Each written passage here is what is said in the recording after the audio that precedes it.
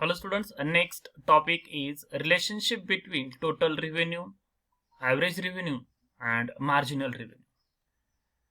So before this we have learned the concept or types of revenue, that is total revenue, average revenue and marginal revenue.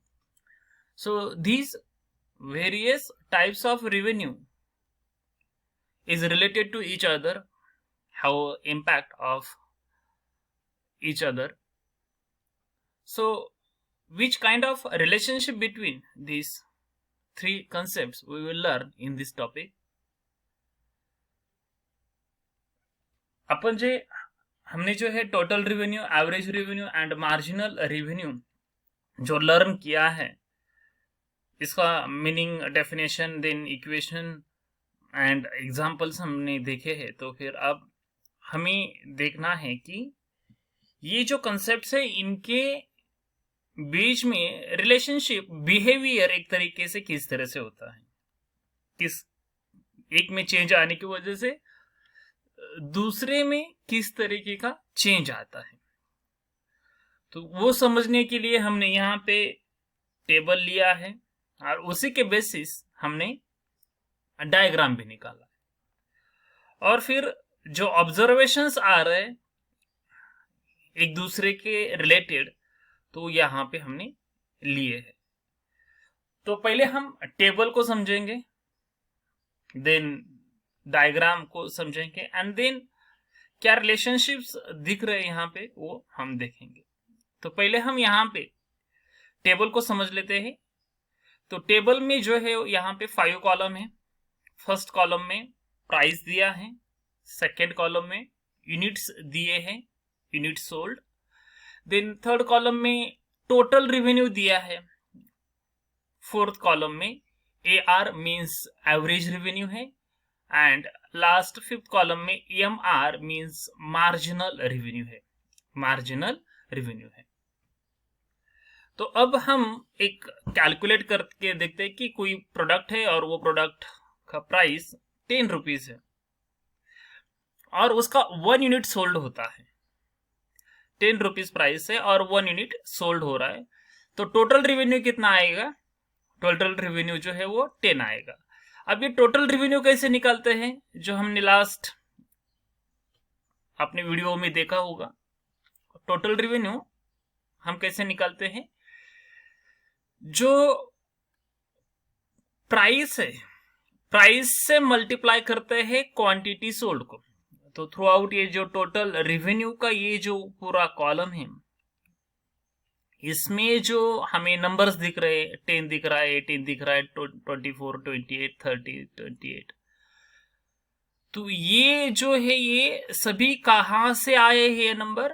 तो इनके multiplication से आए हैं। 10 bye 1 जो है यहाँ पे 10 मल्टीप्लाई बाय 1 यहाँ पे 10 है, 9 मल्टीप्लाइड बाय 2 18, 8 मल्टीप्लाई बाय 3 24। तो टोटल रेवेन्यू का कॉलम कैसे बनता है? ये जो प्राइस है, प्राइस से मल्टीप्लाई करेंगे यूनिट्स को, तो फिर टोटल रेवेन्यू का जो है वो कॉलम बनता है। ये हमें यहाँ पे बहुत अच्छे से समझ के रखना है, ठीक है। तो फिर हमने टोटल रेवेन्यू निकालना है, तो फिर प्राइस से मल्टीप्लाई किया यूनिट सोल्ड को, तो फिर 10 multiplied by 1 is 10। Then average revenue, AR means average revenue, average revenue 10 है। तो एवरेज रेवेन्यू कैसे निकालते हैं वो भी हमने लास्ट वीडियो में देखा है। एवरेज रेवेन्यू निकालने के लिए हम क्या करते हैं, ये जो टोटल रेवेन्यू है, टोटल रेवेन्यू को हम डिवाइड करते हैं यूनिट्स सोल्ड से। टोटल रेवेन्यू को डिवाइड करेंगे यूनिट्स सोल्ड से। तो टोटल रेवेन्यू 10 है और यूनिट्स कितने सोल्ड हो रहे? 1, तो 10 डिवाइडेड बाय 1 कितना आएगा? 10 ही आएगा। तो एवरेज रेवेन्यू 10 आएगा। तो ये जो एवरेज रेवेन्यू का ये जो कॉलम दिख रहा है और उसके अंदर हमें जो 10, 9, 8, 7, 6, 5, 4 ये जो नंबर्स हमें दिख रहे, तो ये कहाँ कैसे आए हैं? ये जो टोटल रेवेन्यू है उसको डिवाइड किया है यूनिट्स सोल्ड से। तो यहाँ पे फॉर एग्जांपल देखेंगे तो 5 आया है टोटल रेवेन्यू। तो ये कैसे आया है, यहाँ पे टोटल रेवेन्यू को डिवाइड किया है यूनिट सोल्ड से। टोटल रेवेन्यू है 30 और यूनिट सोल्ड है 6, तो 30 डिवाइडेड बाय 6 कितना आया, 5। तो इस तरह से एवरेज रेवेन्यू का जो कॉलम है वो आया है। उसके लिए हमने टोटल रेवेन्यू को डिवाइड किया है यूनिट्स सोल्ड से, ठीक है। तो 10 डिवाइडेड बाय 1, यहाँ पे 10 ही आएगा। और फिर एमआर मीन्स मार्जिनल रेवेन्यू। तो ये तो हम फर्स्ट यूनिट ही सोल्ड कर रहे हैं इनिशियल स्टेज पे, वो ये एवरेज रेवेन्यू टोटल रेवेन्यू के बराबर होता है, तो यहाँ पे वो 10 ही आएगा। इस तरह से ये फर्स्ट रो का एक्सप्लेनेशन है। देन सेकेंड सेम एक्सप्लेनेशन, सिर्फ नंबर चेंज हुए हैं, बाकी कुछ नहीं। सेकेंड फिर हम देखते हैं कि प्राइस मान लो 10 से गिरकर हुआ 9, फिर उसके वजह से थोड़ा क्वांटिटी ज्यादा सेल हुआ। तो 9 प्राइस होने के बाद यूनिट सोल्ड होते हैं 2।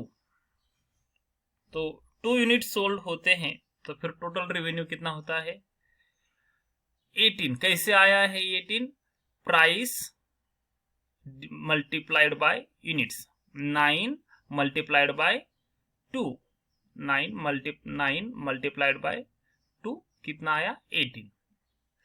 इस तरह से देन एवरेज रेवेन्यू कितना आया है, 9 आया है। ये 9 कैसे आया है, ये total revenue 18 divided by unit sold 2, 18 divided by 2 कितना आएगा, 9 आएगा। और मार्जिनल रेवेन्यू कितना आया है, मार्जिनल रेवेन्यू है 8।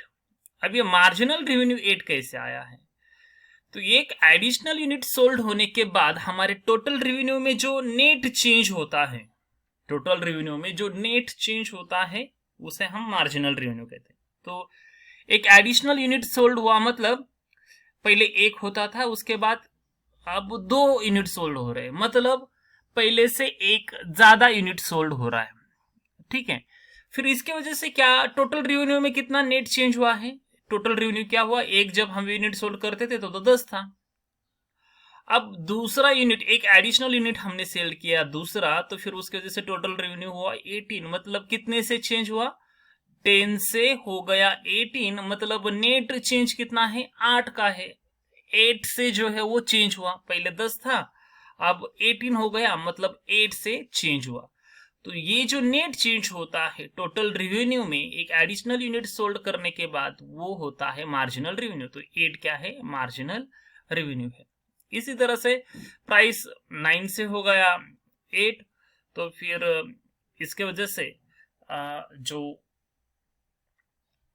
यूनिट सोल्ड हो रहे तो फिर वो 3 है, तो फिर टोटल रेवेन्यू 24 आ रहा है। 24 कैसे, 8 price multiplied by unit sold, 8 into 3 is 24।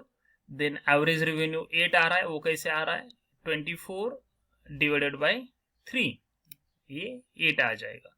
Then marginal revenue 6 आ रहा है, तो मार्जिनल रेवेन्यू ये जो है वो 6 कैसे आ रहा है, एक एडिशनल यूनिट सोल्ड करने के बाद, मतलब पहले 2 यूनिट सोल्ड करते थे और अब 3 यूनिट सोल्ड कर रहे हैं। एक एडिशनल यूनिट सोल्ड होने के बाद हमारा टोटल रेवेन्यू कितना नेट चेंज होता है, 2 यूनिट सोल्ड करते थे तो 18 था, अब 3 यूनिट, एक एडिशनल थर्ड यूनिट सोल्ड कर रहे हैं तो फिर 24 हो रहा है टोटल रेवेन्यू। तो 18 से हो गया 24, मतलब कितने से नेट चेंज हुआ, 6 से। तो ये क्या हुआ, यहाँ पे 6 फिर मार्जिनल रेवेन्यू है। देन प्राइस जो है 7 जब होता है तो फिर टोटल यूनिट 4 सोल्ड हो जाते हैं, तो फिर टोटल रेवेन्यू 7 into 4 28 हो जाता है। एवरेज रेवेन्यू 7 होता है, तो ये 7 कैसे होता है, total revenue 28 divided by unit sold 4, 28 divided by 4, ये 7 आ जाएगा। देन मार्जिनल रेवेन्यू है 4। मार्जिनल रेवेन्यू 4 कैसे है, क्योंकि एक हमने थर्ड से फोर्थ यूनिट सोल्ड करने के बाद हमारा टोटल रेवेन्यू 24 से 28 हो गया, मतलब कितने से चेंज हुआ है, यहाँ पे 4 से जो है वो चेंज हुआ है। इसकी वजह से 4 क्या है, हमारा मार्जिनल रेवेन्यू है, ठीक। देन नेक्स्ट आगे देखते हैं कि प्राइस जो है 7 से 6 हो गया, तो फिर यूनिट सोल्ड जो है वो 5 होते हैं, तो फिर टोटल रेवेन्यू 6 इंटू 5 30 होता है। एवरेज रेवेन्यू 6 रहता है, कैसे 30 divided by 5, total revenue divided by unit sold, तो वो होता है 6 रहता है। तो देन मार्जिनल रेवेन्यू 2 है। मार्जिनल रेवेन्यू 2 कैसे, एक एडिशनल यूनिट थर्ड फोर्थ से हमने फिफ्थ सोल्ड किया, तो फिर टोटल रेवेन्यू 28 से हो गया 30, मतलब कितने से नेट चेंज हुआ 2 से, तो फिर 2 क्या है हमारा मार्जिनल रेवेन्यू है। देन आगे प्राइस जो है 6 से हो गया 5, तो फिर एक और यूनिट सोल्ड होता है 6। देन हमारा टोटल रेवेन्यू बनता है 30, कैसे आया ये 5 मल्टीप्लाई 6 30। देन हमारा एवरेज रेवेन्यू होता है 5 कैसे आया, ये जो टोटल रेवेन्यू है उसको डिवाइड किया यूनिट सोल्ड से, 30 डिवाइडेड बाय 6, ये average revenue 5। Then marginal revenue 0 है, ये 0 कैसे यहाँ पे है, तो एक एडिशनल यूनिट हमने फिफ्थ से 6 यूनिट सेल किया, इसका जैसे टोटल रेवेन्यू 30 था, 4 जब हम यूनिट 5 यूनिट जब हम सोल्ड कर रहे तो फिर 30 था, तो फिर हमने ये जो 6 यूनिट हमने सोल्ड किया तो फिर भी वो 30 है, मतलब एक एडिशनल यूनिट सोल्ड करके भी टोटल रेवेन्यू में कुछ भी चेंज नहीं आया। पहले भी 35 के टाइम भी 30 था और 6 के टाइम पे भी 30 था, तो फिर हमारा मार्जिनल रेवेन्यू क्या आएगा 0 आएगा। देन लास्ट क्या है कि उसके बाद भी हमने और एक यूनिट जो है सॉरी प्राइस जो है वो कम हुआ, 5 से 4 हुआ, तो फिर एक एडिशनल यूनिट और सेल हो जाएगा, 6 से 7 हो जाएगा और टोटल रेवेन्यू बन जाएगा 28। ये 28 कैसे हुआ, 4 price into quantity sold, 4 into 7 28 होता है, ये 28 हो गए। ये 4 कहाँ से आया, ये total revenue divided by unit sold, 28 divided by 7, तो 4 आ जाता है। अब मार्जिनल रेवेन्यू यहाँ पे -2 आया है। -2 कैसे आया है, हमने एक एडिशनल यूनिट सोल्ड किया, 6 से 7 किया, तो फिर हमारा टोटल रेवेन्यू जो है वो 30 से 28 हो जाता है। तो फिर कितना नेट चेंज हुआ इस टोटल रेवेन्यू में, पहले 30 था 28 हो गया, मतलब पहले से 2 कम हुआ, तो -2 जो है वो हमारा मार्जिनल रेवेन्यू जो है वो बन जाता है।